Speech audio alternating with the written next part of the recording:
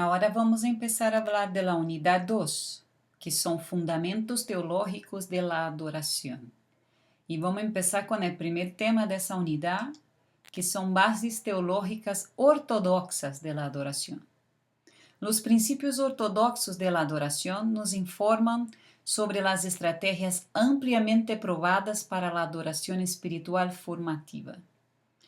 Há três razões comuns de por que as igrejas tendem a perder sua vitalidade em la adoração. A primeira, algumas igrejas rutinariamente siguen o mesmo patrão sem saber como evaluar e renovar sua experiência de adoração. Hacer esfuerzos para mejorar a adoração sin hacer un diagnóstico cuidadoso siempre conduce a la imitación de aquello que otras iglesias están haciendo. La adoración empieza a tener significado cuando aplicamos a los principios de nuestra situación particular. 2.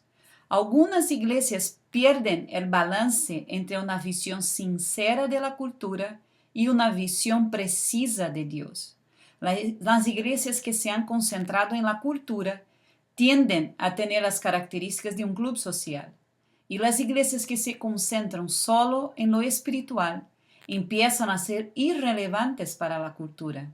La iglesia debe aprender que lo espiritual no es un asunto aparte. No se puede separar a Dios de lo cotidiano y lo cultural. Consideremos cómo los siguientes aspectos influencian la adoración: entretenimiento, televisión, internet, emocionalismo, política, economía, asuntos de igualdad y justicia y instituciones sociales tales como la familia y la educación. Todo eso influencia la adoración. Y 3. Algunas iglesias pierden el balance en la vida compleja de la iglesia. La iglesia debe estar involucrada en la adoración y la misma debe trascender en la enseñanza. Su misión en el mundo con grupos sociales, sanidades y servicio. Una administración cuidadosa del tiempo y de los recursos guardará a la iglesia del abandono de sus necesidades básicas. La iglesia debe adorar, pero también debe tener compasión de la gente, debe servir a donde está. Ahora vamos a ver los principios teológicos de la adoración. La adoración, en primer lugar, es teocéntrica. El fin de la adoración es magnificar a Dios. Nosotros lo adoramos porque Él solo es Dios. Sabemos que somos completamente dependientes de Él. El autor de Hebreos nos enseña que necesitamos reunirnos. Hebreo 10:25 dice: no dejando de congregarnos, como algunos tienen por costumbre, sino exhortándonos, y tanto más cuando veis que aquel día se acerca. Nos reunimos regularmente para adorar a Dios con la finalidad de descubrir su voluntad para la iglesia. Los encuentros íntimos con Dios nos ayudan a evitar el pecado y prepararnos para su retorno. ¿Por qué es tan importante asegurar que la adoración esté centrada en Dios? Una adoración escritural nos ayudará a profundizar en nuestra relación y conocimiento de Dios.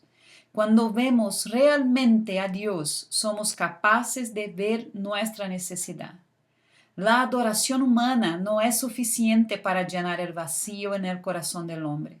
Solo la presencia de Dios puede colmar ese vacío. Dios es el único sujeto y objeto de la adoración.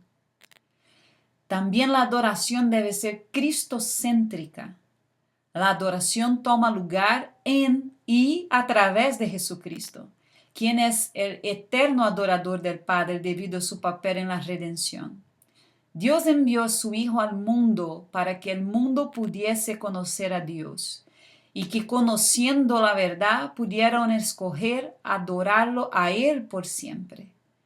Cuando cumplió con lo estipulado por Dios para salvación nuestra, el Padre puso su nombre por encima de cualquier nombre. Él es más que Jesús. Él es Cristo. Y puesto que no desobedeció al Padre, fue exaltado hasta lo sumo. Nosotros alabamos a Dios por haber enviado a su Hijo a mostrarnos que el sufrimiento momentáneo se desvanece en la esperanza de una gloria futura. Jesús nos enseñó lo que significa ser humano. Nos enseñó la verdad acerca del miedo, la obediencia, la sumisión, la humildad, el arrepentimiento y por encima de todo el amor. Estas son virtudes que están adaptadas a nuestra condición humana. Si examinamos la caída de los ángeles y los hombres, descubrimos que hay una determinación en cada uno de ellos, a ser algo más que una criatura. No es propio de las criaturas hacer demandas como si fueran dioses. Dios no fue creado para nosotros. Nosotros fuimos creados por y para Dios. Dios quiere nuestro corazón y nuestra mente para que sean plenas en Él.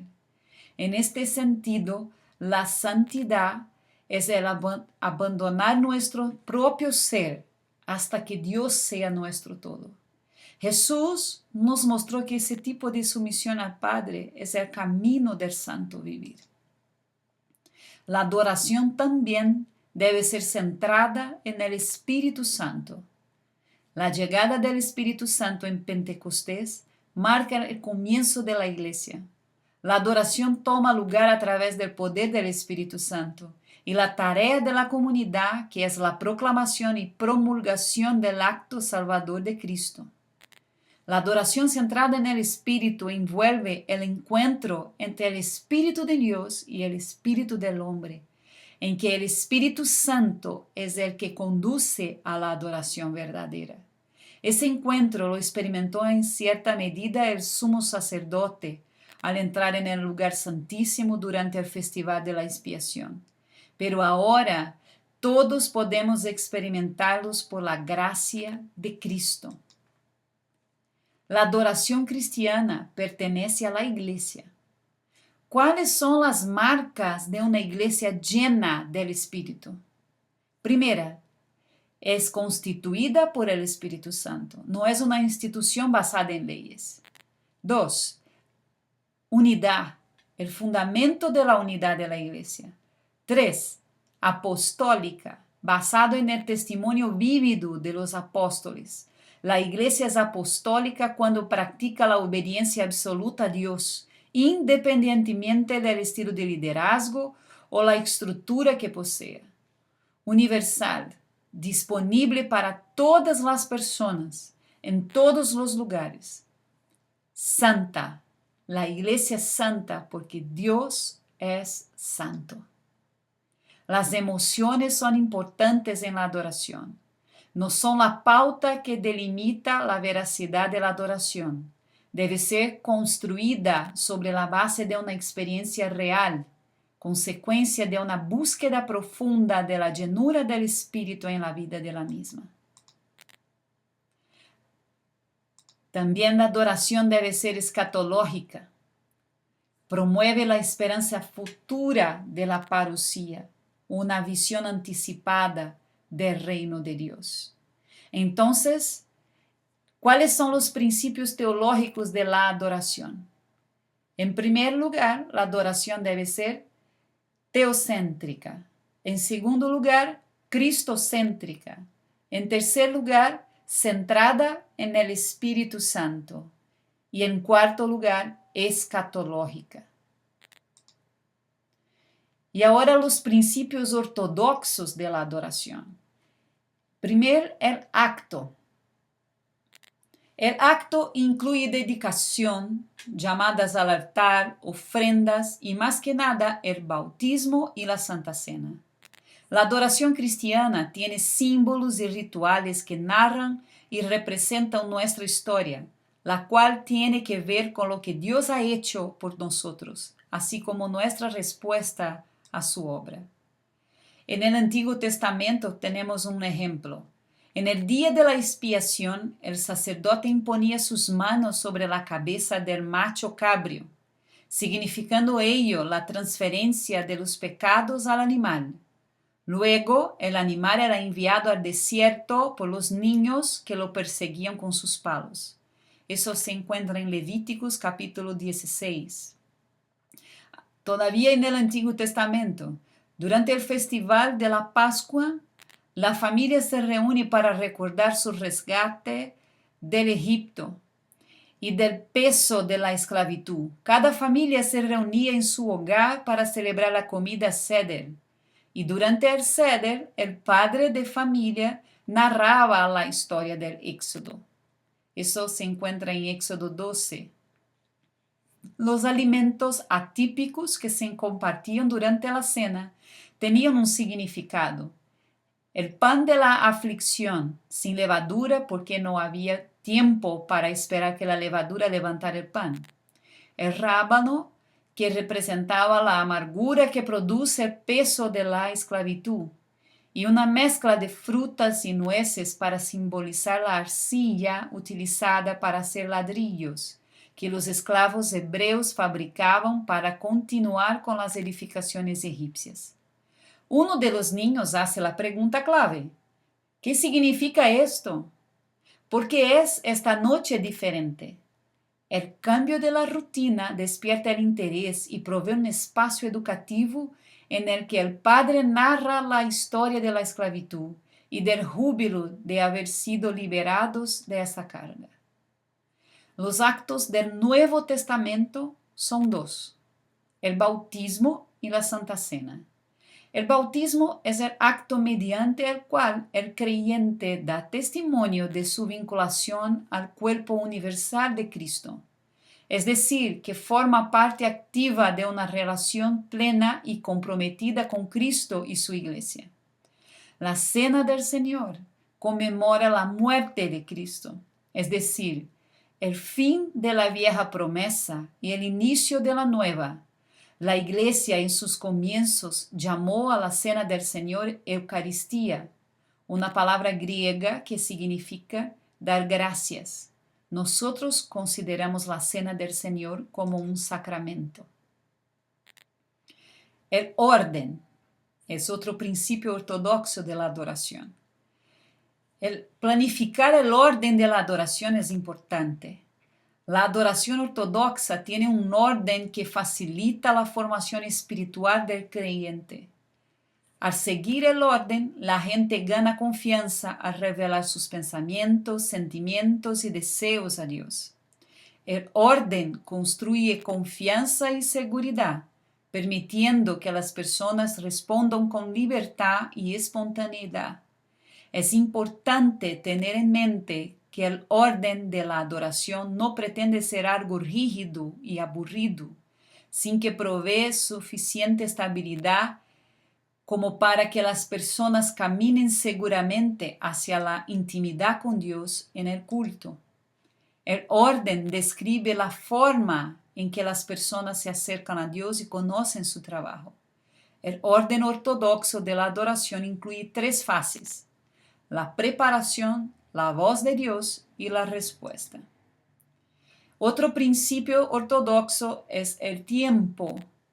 Dios elige observar nuestro uso del tiempo. Esto incluye el tiempo que dedicamos para reunirnos con la comunidad de fe, pero también se refiere a la administración de nuestro tiempo durante la semana.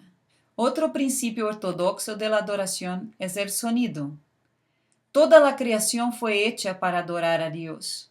Consideremos de todas las cosas creadas, cuántas producen sonido y cuán particular es. Podemos tomar como ejemplo el agua, el viento, las aves, los animales, la tormenta, el rayo, etc.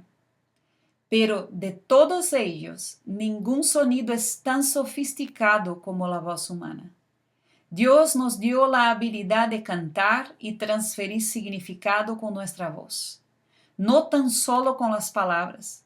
La canción es una herramienta muy valiosa en la adoración, porque combina los pensamientos de nuestra mente, las emociones y los deseos del corazón. Y ahora quería hablar un poco a aquellos que son músicos y pensando un poco en lo que es y lo que significa la voz humana. Si hablamos de teoría musical, sabemos que la música es hecha de tonos y semitonos. Pero si fuimos a la música oriental, descubrimos que no tenemos solo semitonos, sino que hay cuarto de tonos. Y algunos instrumentos orientales pueden producir esos sonidos. Y lo que pasa es que de una nota hasta otra nota, por ejemplo, de un do hasta un re, nosotros podemos, por la física, dividir en 9 sonidos que son llamados de comas. Y eso ningún instrumento musical puede producir. Como dijimos, aquí en el occidente podemos producir tonos y semitonos, o sea, podemos producir do, un do sostenido y un re. Si vamos al oriente, podemos producir 4, porque tenemos cuarto de tonos.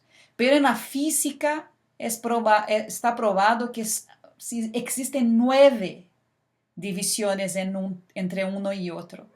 Y la voz humana es el único instrumento que puede reproducir estos sonidos. Usted puede imaginar cómo la creación de Dios es increíble. No existe instrumento hecho por manos de hombres que pueda reproducir estos sonidos. Pero la voz humana lo puede. Es increíble para mí pensar cómo Dios hizo la voz del hombre para que lo adorara. Nosotros tenemos que alabar a Él con nuestra voz, con nuestra habilidad de cantar. La música es poderosa en la adoración, ya que puede condicionar el ánimo y el comportamiento de las personas. Satán sabe eso y lo usa para lo malo. Considerando el mandamiento de no adorar otros dioses, que está en Éxodo 23, Satán conduce a la gente hacia el pecado cuando los tienta a cantar alabanzas a alguien o algo en vez de a Dios. Por ejemplo, escuchar música que promueve la autodestrucción siembra la idea en la persona y con el tiempo terminará haciéndolo. En la adoración podemos usar la música para restaurar el daño hecho por Satán. El sonido es algo que toda la congregación produce junta, unificada en un canto. Cantar juntos trae a la memoria el misterio esencial de la iglesia como una asociación. Cantar aquellos himnos grandiosos de la iglesia nos recuerda que somos parte del cuerpo universal de Cristo. El uso del sonido cambia a medida que la iglesia se desarrolla. La iglesia del Nuevo Testamento hace una pequeña distinción entre hablar y cantar. Mientras la música eclesiástica se desarrolló, comenzó a ser más popular por su habilidad de magnificar el impacto del texto. Durante la cuarta y la quinta centuria, los romanos y los bizantinos desarrollaron una respuesta a los poemas de los salmos. Ambrosio, conocido como el padre de la himnología, desarrolló los cantos ambrosianos, el cual es una forma rítmica de pronunciar palabras. La asamblea fue dividida en 2 coros que repetían los estribillos. Durante la iglesia medieval, los coros y los himnos comenzaron a ser más sofisticados. Durante este tiempo, los cantos gregorianos se propagaron rápidamente y le dieron belleza, dignidad y solemnidad a la liturgia de la iglesia. Y usted va a poder escuchar un ejemplo de un canto gregoriano que los envié también. Desafortunadamente, los monjes comenzaron a hacer algo más que cantar y la congregación fue puesta en la posición de vigilar y escuchar. Como la música comenzó a ser más y más profesional, la congregación fue removida. Sin embargo, la música congregacional fue restaurada durante la Reforma, cuando se publicaron los himnarios. Y es lindo también ver aquí en la historia de la música que Lutero inventó esa forma de escribir esa música de coro con 4 voces. Eso es invención de Lutero.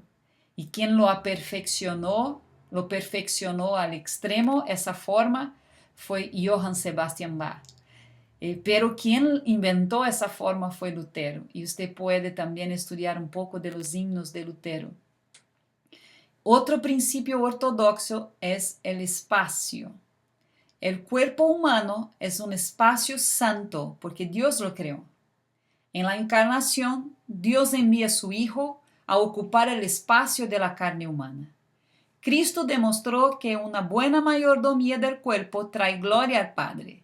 Nosotros adoramos a Dios cuidando el cuerpo en el que habita nuestra alma. En definitiva, debemos recordar que la Biblia dice que nuestro cuerpo es el templo del Espíritu Santo.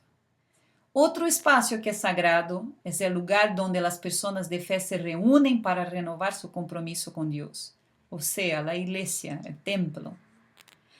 Y vamos a hablar también de algunos modelos teológicos de la adoración. Hay dos elementos que componen la adoración y que a la vez son el objetivo de la misma. Primero, la exaltación de Dios. Y dos, la respuesta del ser humano a ese Dios tan maravilloso. En esos modelos teológicos de la adoración, primero tenemos el servicio litúrgico. Ese fue usado por los reformadores y se basa en el estilo cultico de las sinagogas. Es de resaltar que al inicio del mismo se hacía un abundante uso de las escrituras, seguido del sermón y la cena del Señor que se celebraban semanalmente. Y yo puse en el PowerPoint de esta semana un ejemplo de una liturgia, de ese sistema litúrgico del culto. También tenemos el servicio temático. Ese modelo fue desarrollado durante las cruzadas evangelísticas. Su cualidad es el énfasis en el mensaje. Todos los elementos de este servicio estaban orientados a preparar los corazones para recibir el sermón. Todo debía tener que ver con el tema del sermón. También nos envié un ejemplo de la liturgia de un servicio temático. El servicio de alabanza que fluye. Este es un modelo que se desarrolló durante la década de los 70 como consecuencia de la revolución musical de la década de los 50. Las canciones se adueñan del papel protagónico. La adoración llevó a la gente hacia la trascendencia de Dios, finalizando con una manifestación de su presencia inminente. Y ahí entonces la música empieza a dominar los cultos y no más la palabra. Habían también 5 tiempos de música y usted puede ver también la liturgia de ese servicio. Las 5 etapas de canto son similares a las etapas de un entrenamiento físico para ellos. O sea, debían ser largos, ininterrumpidos tiempos de adoración musical. Porque si la gente tuviera distracción, no podría adorar a Dios. La música no debería detenerse. Así era como pensaban en esa época. Después viene otro modelo que es la adoración antigua futura. Este es un modelo popular para el mundo postmoderno.